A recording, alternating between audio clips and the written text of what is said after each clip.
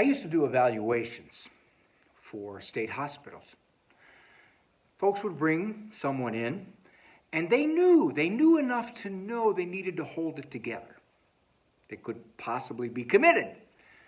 So the interview went on, and they seemed pretty clear to me, didn't seem to be too much problem. And then at the end of the interview, I'd ask, "Is there something you want to tell me anymore?" "Why, yes." "What's that?" "Did I tell you I'm God?" The interview went on 1 minute too long. People say Jesus was a good teacher, a good man. No, that's not possible. Given everything we know about Jesus, what we have written about him, he was either a guy that didn't know who he was because he claimed he was God and he acted like he was God. So that would be delusional. Or he was a liar. I mean, he knew that he wasn't God, but he wanted to get a bunch of followers, try to overthrow the Roman Empire, do something like that. Or he was God. There's no middle ground here. Likewise, there is no middle ground for the Catholic Church's teaching about the Eucharist. That is either, after it's consecrated, the God of the universe, or it's a white wafer. And we Catholics, if it is only a white wafer, are kneeling down in front of a white wafer. There's no middle ground. When I was in the evangelical world, one of the arguments against the Catholic belief in the Eucharist was, "Oh, you have your senses, can't you tell? Can't you see? You're going to deny your senses? You can see it's a white wafer. You can taste it, it's wine. Clearly, you're asking me to just ignore what I see, what I feel." I have here a quarter.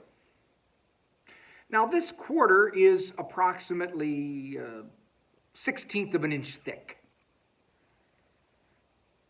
I used to weightlift in my younger days, so maybe I still have some of that strength left. I'm going to try to bend this quarter in half. Excuse me a second. Just take a minute.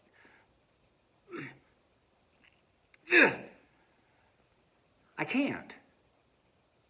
As a matter of fact, when I've done presentations, I've picked out the strongest guy in the audience and said, "Bend this quarter in half." I have yet to have someone bend this quarter in half. I ask him, "Why can't you bend this in half?"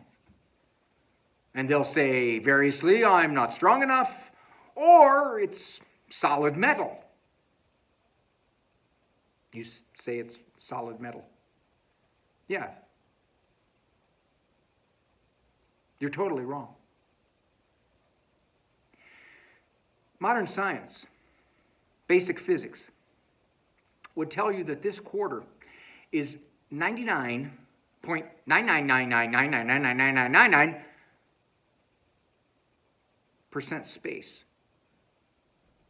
If you distilled the matter in this quarter down to its actual essence, you couldn't see it.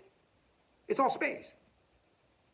Everything around you that you see with your senses, that you perceive, is pretty much all space. So the next time, for example, you guys listening, if your wife says, "Does this dress make my backside look big?" You say, "Oh, no, honey, your backside's just all space." You're sitting on a chair to watch this? That chair's all space. "Oh, Dr. Ray, this is nuclear particle physics." No, it isn't. This is physics 101.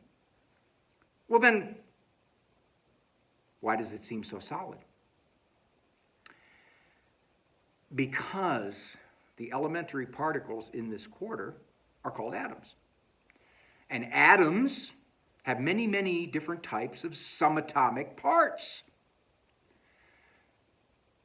Do you know how fast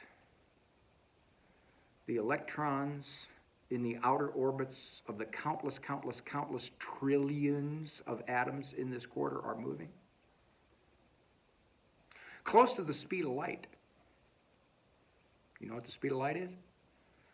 186,000 miles per second.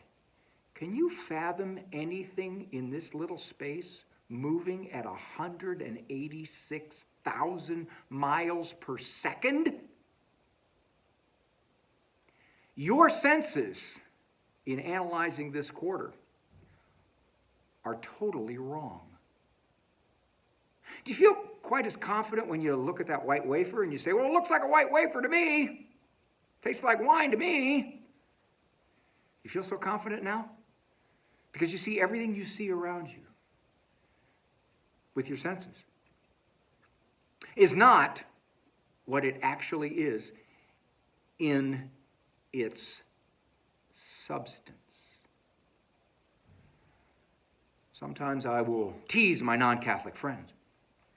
When did the second person of the Blessed Trinity, the God of the universe, become human? And if they're traditional historic Christians, they will say at the moment of conception. Stop the tape. Take that one-celled zygote out of the Blessed Virgin's fallopian tube. Put it underneath a microscope. What would you see? Would you look down there?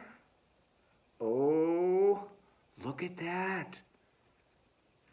That's the God of the universe. I always wondered what the God of the universe looks like. He looks like a one-celled zygote. There's the DNA. There's the cell wall. You'd see a cell. That's all you would see. But Christians have always believed that is the moment that the God of the universe entered the human race. Well, I got a question.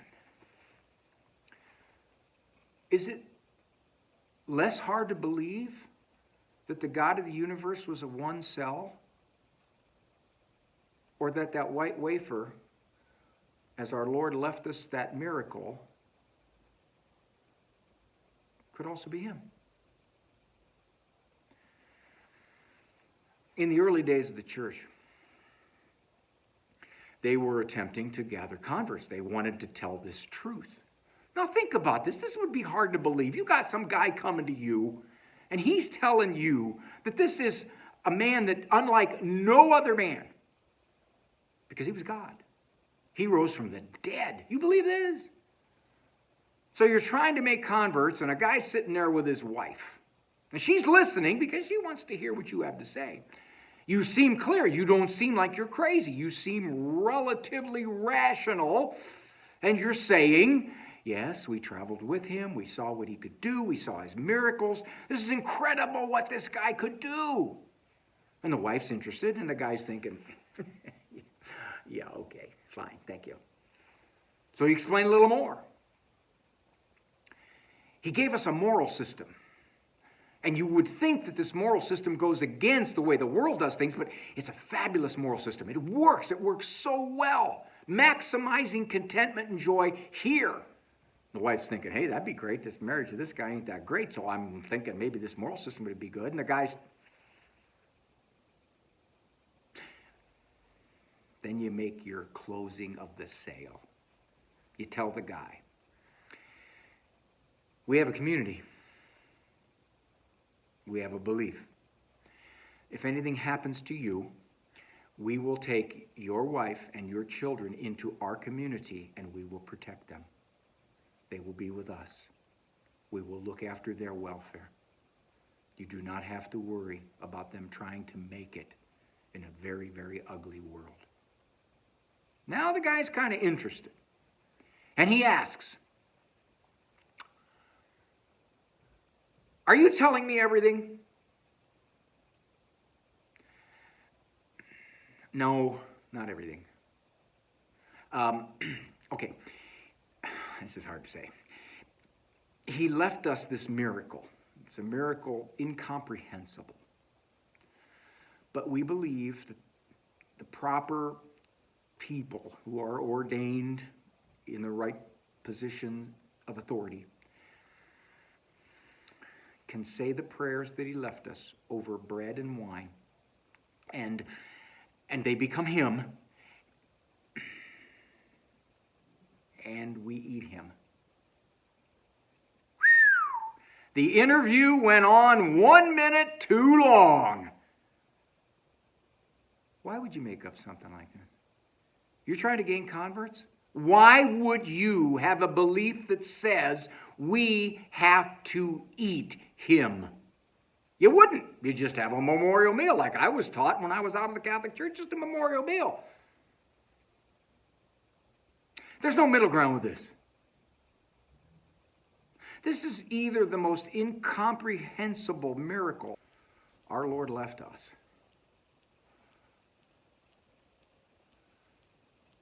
or this is nuts. There's no middle ground. Jesus either was who he said he was, or he was nuts, or he was a liar. We believe he was who he said he was, and there's plenty of evidence to indicate that. And there is plenty of evidence to indicate that that white wafer is, in fact, when it's consecrated, the God of the universe. Do not let your senses fool you. Everything you see is quite different than it actually is. First 1,000 years of the church, they believed that, in fact, this was our Lord. First 1,000 years. Not exactly a teaching that you would wrap your arms around to try to convince people that you have a faith that is based on the absolute truth of the universe. No, just leave it out. Just leave it out. Next time you look at that white wafer and you say to yourself, I believe it because the church says so. No, you can believe it because of science.